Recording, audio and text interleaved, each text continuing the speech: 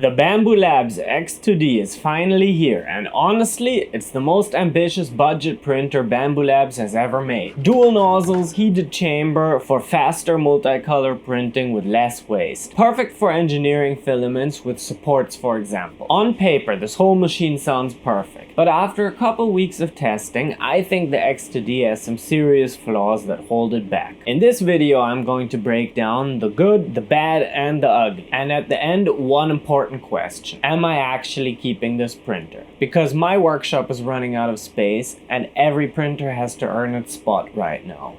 A quick disclaimer: Bambu Lab sent me out this printer for free, but as always, these impressions are completely honest, and if something sucks, I'll say it sucks. So let's start with the good. First, the hardware. The X2D is packed with upgrades over the X1C and P1 series. You get a more precise extruder motor, better cooling from dual auxiliary fans, and most importantly, a second nozzle. And the second nozzle changes quite a lot, good and bad. First, printing with supports is fantastic now. Instead of pooping between every filament swap, one nozzle handles supports while the other handles actual prints. It's cleaner, faster, and less wasteful. Mixed material printing is genuinely useful as well. I printed PETG parts with a TPU gasket directly into them, and it worked very well. And engineering materials is where this printer really shines. ABS printed beautifully, PPACF held up with barely any warping,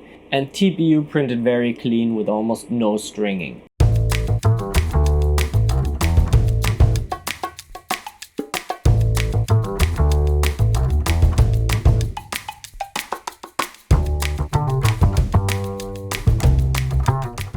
As well as this, noise levels are rather solid too. It's not silent, but it's quiet enough that I can comfortably run prints overnight without feeling like there's a washing machine next to me. In fact, it's printing right now. And honestly, the price is surprisingly reasonable. It's around 630 euros currently without the AMS and 850 with the AMS 2 Pro. And personally, I love the AMS system. Not even for multicolor printing. It's just convenient. My filaments stay loaded, dry, and ready to go. Now, the bad. We need to talk about the second nozzle. Because while it's amazing for printing supports, multicolor or multimaterial quality still isn't perfect. In my testing, prints were definitely faster than the P1S, but visually you still get imperfections and nozzle transition artifacts. And then there's the track switch system. And this one really frustrates me because it's a brilliant idea. In theory, the printer automatically routes filaments between different AMS units and print heads to optimize print times. That sounds amazing, but in practice, it sadly feels incredibly janky. The long PTFE tube adds friction, and friction adds a lot of print failures. Along with that, you can't combine external spools with the track switch. After enough errors with the track switch module, I honestly just stopped using it. And then there's the air filter. Bambu added this large external air filtration box to the back of the printer. But printing ABS still smells like ass. So if air quality matters to you, I still recommend using a proper external air filtration setup and not relying on this thing. And now for the ugly: repairability. And this is where I really think Bambu Labs dropped the ball. Eventually every 3D printer jams, especially when you print materials like TPU. And getting into the X2D's extruder is a nightmare, especially compared to most other printers I have. You have to remove multiple screws, disconnect tiny fragile wires, and carefully work around a very cramped assembly. The wires are so small that I actually damaged one of the connectors while trying to access my extruder. In addition to this, there are some weird quirks.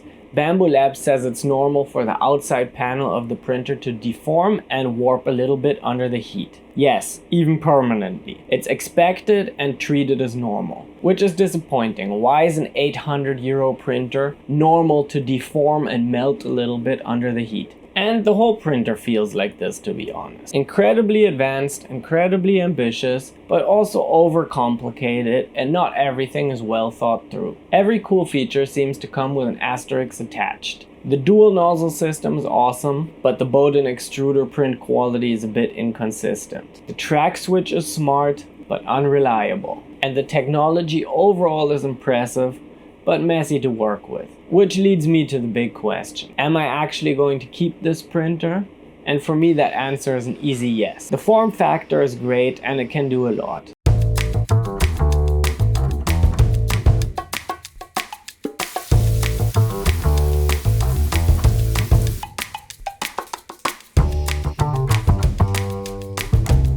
So until we don't see a mini vortex system that has the same 256 by 256 build plate, I will definitely be keeping this printer. In fact, I've already moved my P1S out into storage. So for now, the X2D earns its spot next to my A1 Mini and the H2C. Because despite all my complaints, I genuinely enjoyed using it. I would not recommend it for everyone. For example, people getting started, I would recommend an A or P series because it's a simpler to use and at a great price point printer that is an absolute workhorse and easily repairable. But the X2D is different. It's more of a jack of all trades machine, aimed at enthusiast printers who want advanced features without completely breaking the bank. People who enjoy printing engineering materials, designing things with support interface, experimenting with multicolor functional parts, or just people who enjoy using new technology and pushing hardware to its limits. The X2D can do a lot and it's fun to use, but you need to tolerate a bit of chaos on the way. And honestly, that's the X2D in one sentence. And that's it. Let me know what you think about the X2D down in the comments below. And if you want to support this channel or just pick up a brand new printer, I left the affiliate links for all the printers mentioned below. Thank you for watching and I wish you a nice day. Bye!